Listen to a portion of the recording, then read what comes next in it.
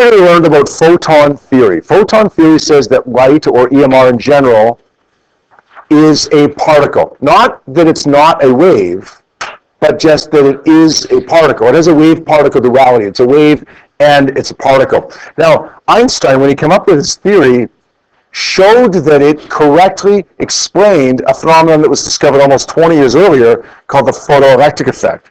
The observations that were made with this photoelectric effect couldn't be explained by anything else. So when photon theory came along and explained them, now we got a new thing that seems to work, that seems to describe the nature of light even better than we had before. The photoelectric effect was discovered in 1887, almost 20 years before Einstein came along and explained the photoelectric effect. It says, in essence, that when light strikes a metal, or EMR in general strikes a metal, sometimes we get an electron or electrons ejected. Sometimes we do, sometimes we don't.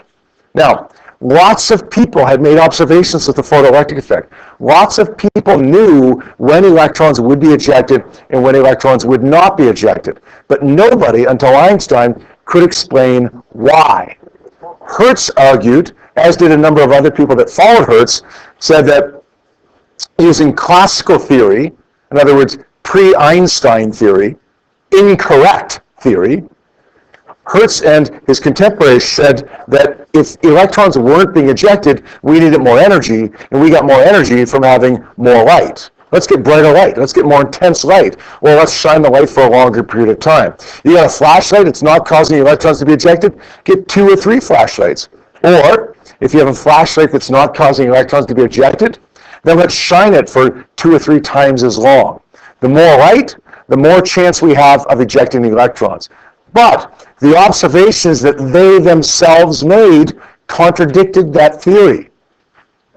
In 1905, Einstein comes along and says, light is a particle, and the energy of that particle of light is related to the type of light that we have. In other words, it's related to the frequency/wavelength of the light. The energy of the light isn't the intensity, like Hertz would and his contemporaries would have said. Rather, it's related to the frequency or the wavelength of the light. This is critical. This is the single most important thing that we've said in 2 days, the single most important thing that we'll say today, the single most important thing that we'll say tomorrow. Light, the energy of light is related to the type of light. Energy is related to frequency, not amount, but frequency. So we're saying here now that the higher frequency EMR, because it has more energy, is more likely to cause electrons to be ejected than low frequency, because low frequency has less energy. Hertz was kind of right? Hertz said, electrons aren't being ejected, you need more energy. That part of it's right. His argument of where you got that energy from, that's what he was wrong about. He said you get it from more light. Einstein said you get it from higher frequency. And Einstein's theory or explanation is the one that matched the observations that were made. Let's define a couple of terms. This term we haven't specifically or explicitly used, but we talked about it yesterday, just not using the words that are up on the board right now. Can anybody tell me what threshold frequency would mean? Threshold frequency. Yeah, it's the minimum frequency of EMR, the minimum photon frequency necessary to eject an electron.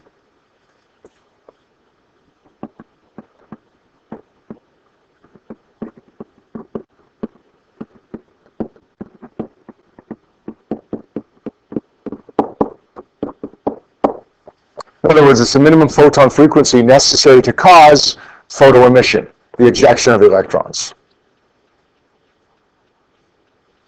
The symbol for threshold frequency is F0. It kind of comes from a British way of writing subscript. 0 means not. F naught means minimum value. So threshold frequency is the minimum value of the photon frequency necessary to eject an electron. Now there is another term that can kind of go along with that, and that would be the threshold wavelength. But the threshold wavelength isn't lambda min or lambda 0, rather the threshold wavelength is lambda max. There is a minimum frequency necessary to eject an electron, which corresponds to a maximum possible wavelength. Why the difference? Why is one min, one max? Look, frequency and wavelength are inversely related to each other. A minimum frequency would correspond to a maximum wavelength. If you need to be above this frequency to cause electrons to be ejected, you need to be below this wavelength to cause electrons to be ejected. We almost always deal with threshold frequency rather than wavelength, but be aware of threshold wavelength or lambda max as well, just in case. Another term we call work function. Work function is the minimum photon energy necessary to eject an electron.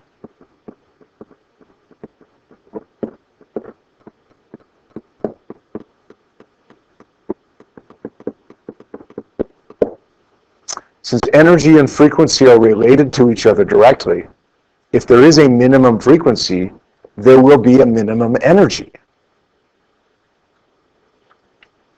The symbol for work function is W, a capital W. The equation for the work function is on your data sheet, but let's see if you can come up with it. See if you can derive it. If energy is HF, then minimum energy would be H times energy is HF, minimum energy would be H times minimum frequency, right? The threshold frequency, F0. Now I'm going to circle that because that's on your data sheet as well, but I'm going to add to that something outside of the box that does not appear on your data sheet. If energy is hc over lambda, then minimum energy would be hc over lambda max. Good. That second part of the last part of that equation is not on your data sheet, but it's one that you can probably figure out if you need to, right? E is equal to HF equals hc over lambda is on your data sheet. W is equal to HF0 is on your data sheet. You can probably figure out the whole hc over lambda max if you need it. You don't very often need it, but if you do, you can probably figure it out.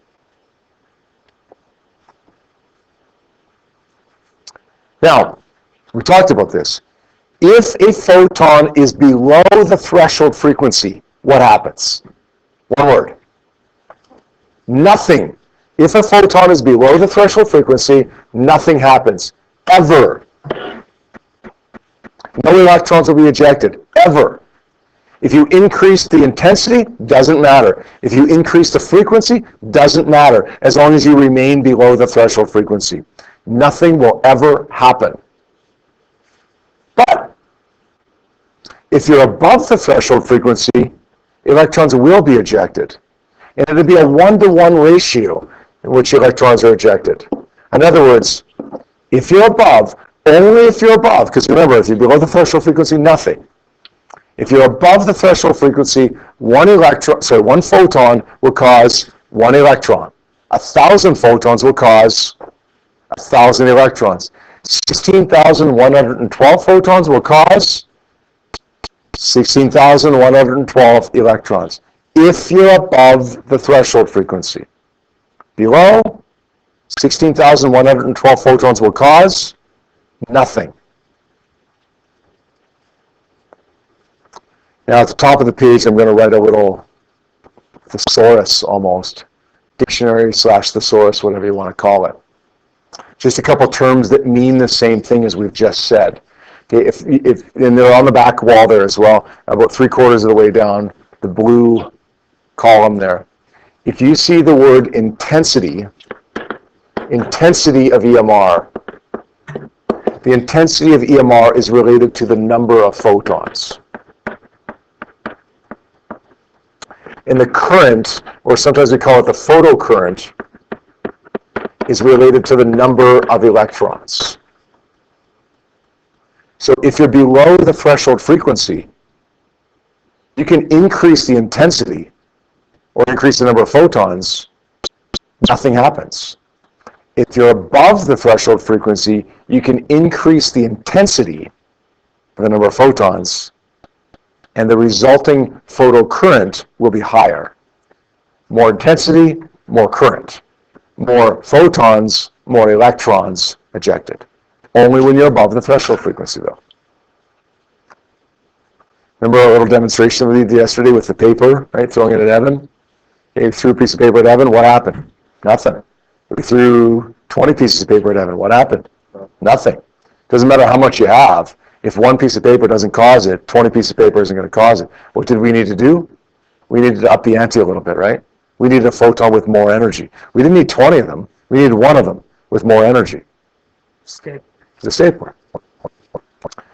One photon, when we were above, would cause one electron to be ejected. If we had 20 staplers or 20 photons, we would cause 20 electrons to be ejected. More intensity produces more current or more electrons.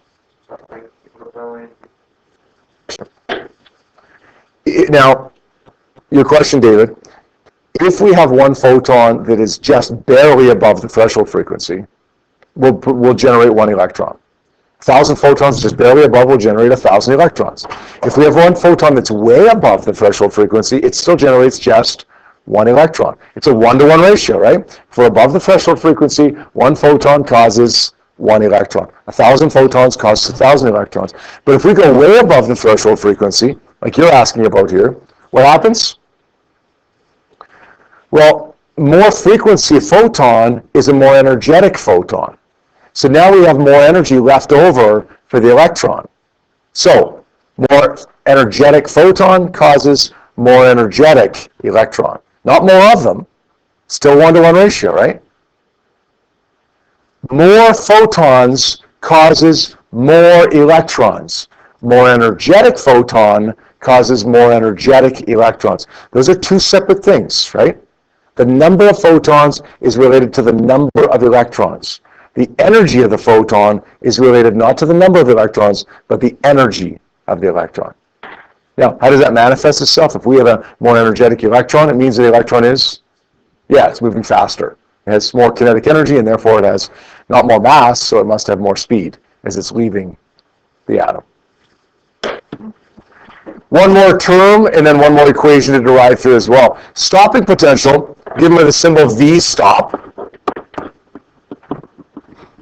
is the electric potential required to stop an electron. It's required to stop an already ejected electron.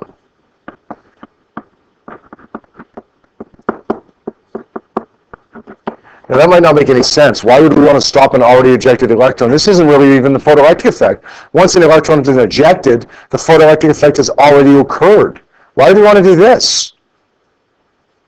Well, if you stop an electron and determine what the stopping potential is, you can actually work backwards to determine the threshold frequency. If you were designing some kind of solar cell and you wanted to generate electrons or electricity from light, then it might be useful for you to know what the threshold frequency of the metal was. You wouldn't want to have some kind of photoelectric cell that generated electricity with only X-rays. That wouldn't be very practical. You would want it to be to generate electricity for visible light or under, most times. Now, sometimes you might want to have a high threshold frequency, right? You might not want electrons to be ejected at low frequencies, but most times you're going to want it to be ejected. Bottom line is, if you're designing something like this, something to generate electricity like this, you're going to want to know what the threshold frequency is and plan around that. Question? Now, if we're stopping an electron, and we'll see tomorrow how exactly you would find the threshold frequency from stopping an electron, but just trust me for now that you can do it. If you're stopping an electron, stopping or slowing down a charged particle is like we did back in Unit 2, electricity. That's like a car going up a hill. What kind of energy does the car have at the bottom of the hill? Kinetic, right? Which is 1/2 mv squared, right? What kind of energy does the car have when it reaches the top of the hill? if it stops when it gets to the top of the hill, because that's what's happening right here, right? We're stopping the electron. What kind of energy does it have? Potential energy, but it's not MGH potential, it would be QV potential. Now I'm going to square off this and this, because these are the two parts of the equation that appear on my data sheet. Of course, we know that EK is equal to 1/2 mv squared as well, but they don't appear together on my data sheet. In this unit, okay, quantum physics, EK is equal to QV stop appears on my data sheet. We're going to have to look somewhere else on my data sheet to find EK is equal to 1/2 mv squared. We really should add a subscript here too. EK max, 1/2 mv max squared. Because once the electron's been ejected, we don't actually know how much speed or kinetic energy it has, but rather we just know the maximum possible speed or maximum possible kinetic energy that it could have.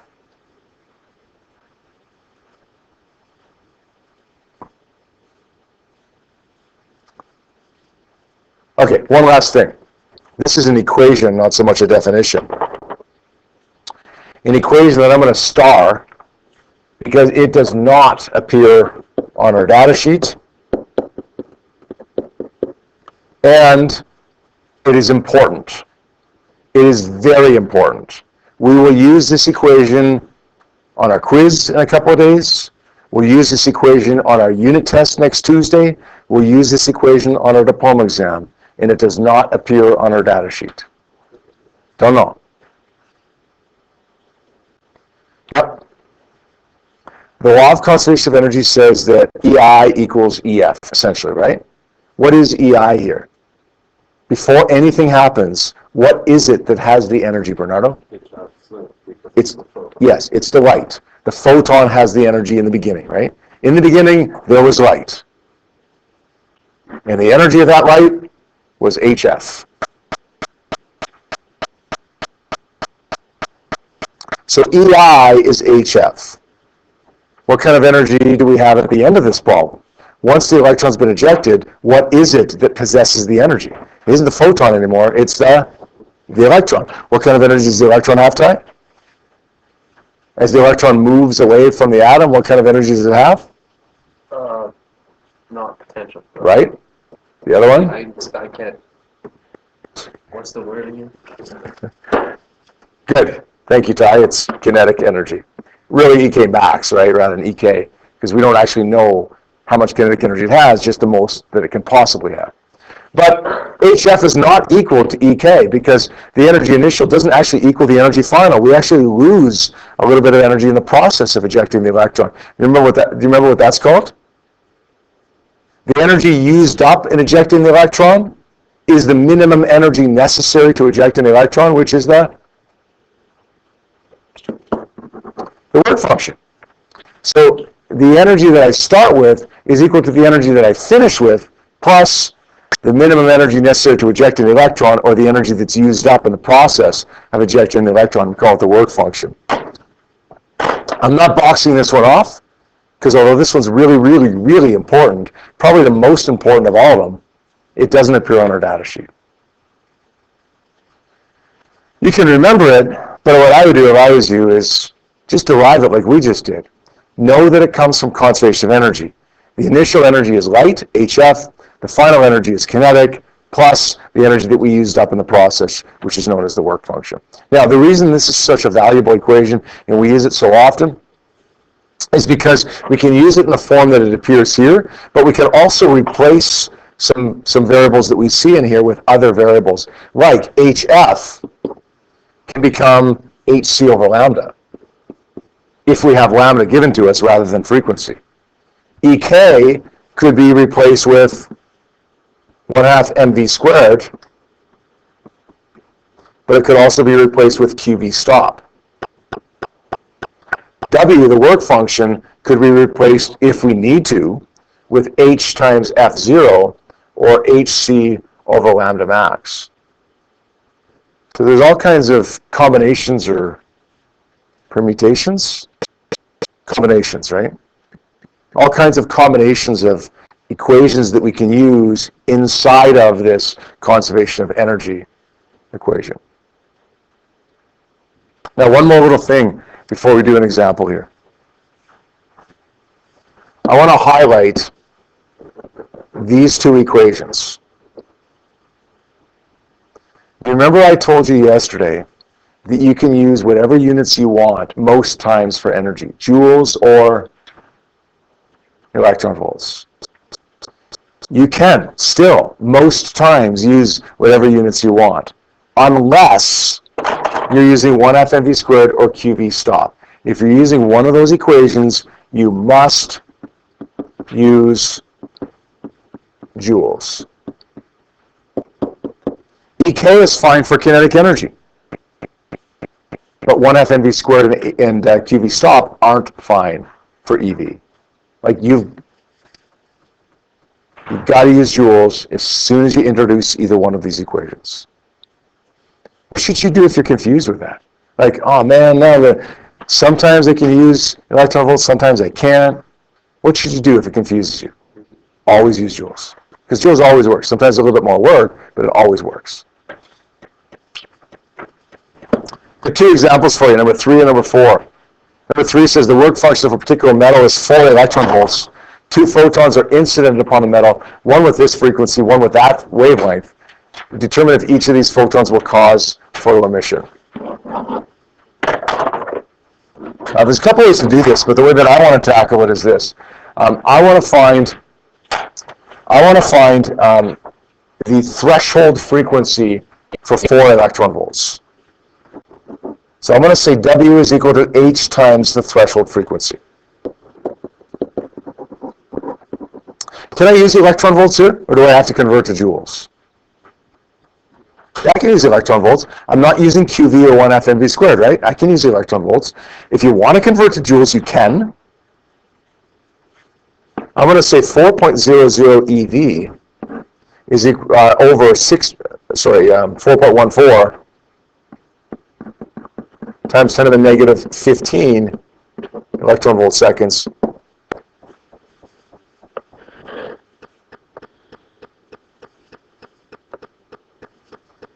Let's say 4 divided by 4.14 times 10 to the negative 15. Gives me a value of 9.66 times 10 to the 14 hertz. 9.7.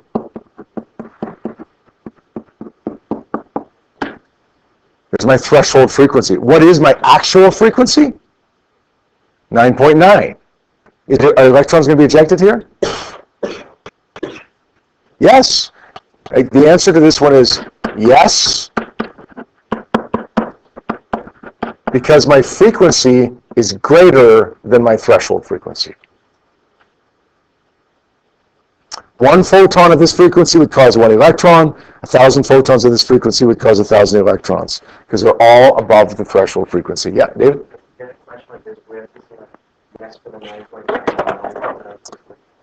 Well, let's do the 3.5 and let's deal with that. Yes, but if you had a question like this, yes, you'd have to identify both. You have to say yes or no for both. If you just wrote like yes. That's right, and then it would be like for what, right? Unless both of them, I mean, maybe both of them will cause electrons to be ejected, maybe. But probably not. Let's find the threshold wavelength for the second one. Lambda max is equal to HC over W, which is 4.14 times 10 to the negative 15 times 3 times 10 to the 8 divided by the work function, which is 4 electron volts. What's this one work out to be?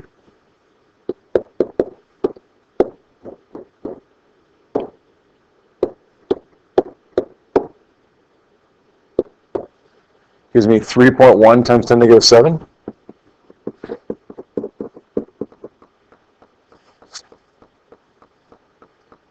Electrons ejected here.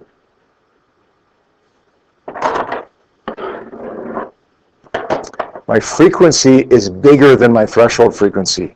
My wavelength is bigger than my max wavelength. Are electrons ejected? No. For this one, we'll say no, because my wavelength is bigger than lambda max. We need to be above F0. We need to be below lambda max. And we're not. Yeah, we're not. We're just a little bit above. Yep.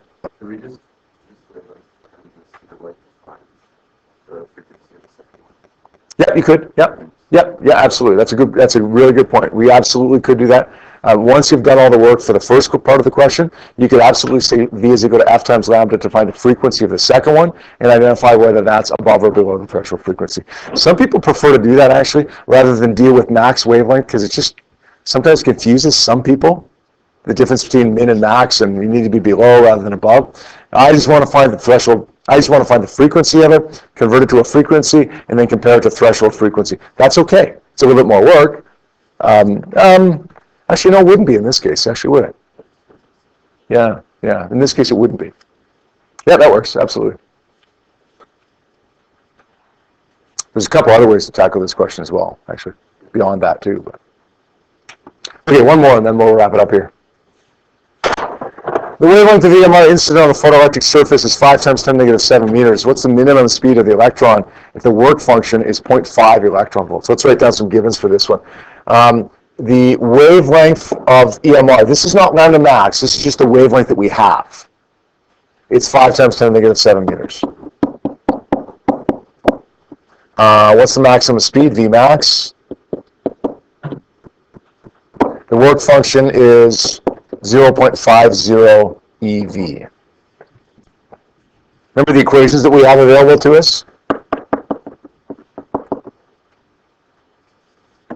Let's put these off to the side so you can see them all together here. You guys can have them on your data sheet, of course.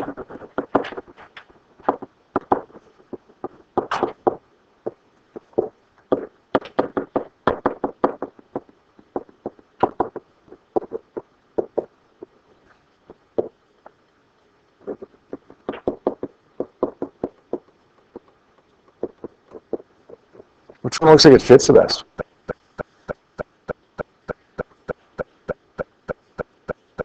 Oh, time's up. Just give me a move with my fingers like this. I was counting to 5. You know I was counting to 5? Because if you can't figure out which equation to use in the photoelectric effect in 5 seconds or less, go with this one. I call it my 5-second equation. It's the one that's so versatile because we can do all the substitutions. If you can't figure out which equation to use, it's likely because you're going to use the last one with some substitutions. It's not immediately obvious because of the substitutions that have to be made. So go with that one. You can't figure it out in 5 seconds, go with that one. If it doesn't happen to work for you, oh well, try another one.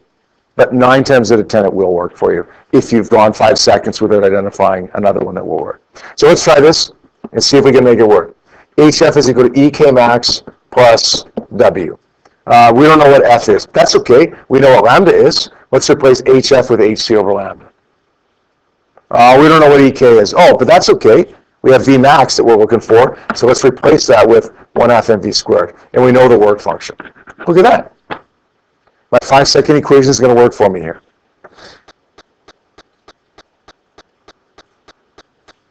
Solving for a speed here. What do you want to use, electron volts or joules here? Why? We get electron volts here for a work function. Yeah, we can't. How come we can't use electron volts this time? Yeah, 1/2 mv squared, right? As soon as you introduce QV or 1/2 mv squared, you can't. If I had stuck with HF is equal to EK max plus W, the electron volts would have worked fine. But as soon as I put in 1/2 mv squared, I got to use joules. If that confuses you, what should you do? Always use joules. That's confusing to you at all. So let's use joules here. We got to convert this. 1 EV is 1.6 times 10 to the minus 19 joules equals 0.5 EV over X joules.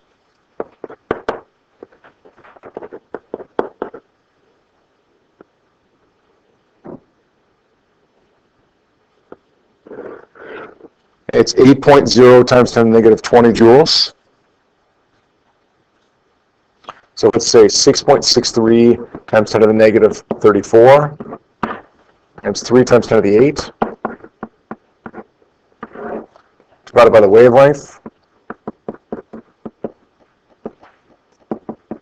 The mass, by the way, is the mass of the electron.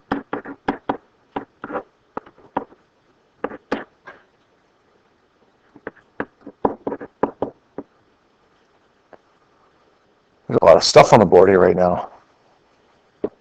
Let's get the left-hand side.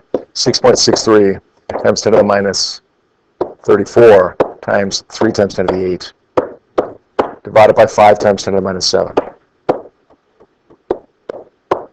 Left-hand side, 3.978 times 10 to the minus 19. A half of 9.11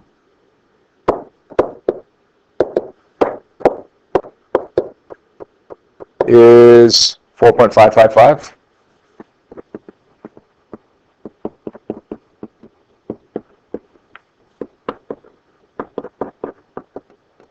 Let's take the 8 times 10 to the minus 20 over to the other side by subtracting. So 3.978 minus 8 times 10 to the minus 20. And then let's divide that by 4.555. And then let's square root that. Does that algebra make sense, what I did there? How I rearrange that to get the answer? Yeah? What do I get here? 8.35, 8.4 times 10 to the 5. You guys remember 2 units ago what I said a typical speed for a charged particle is? 10 to the 5-ish, 10 to the 6. It's right in that range, right? Is that okay?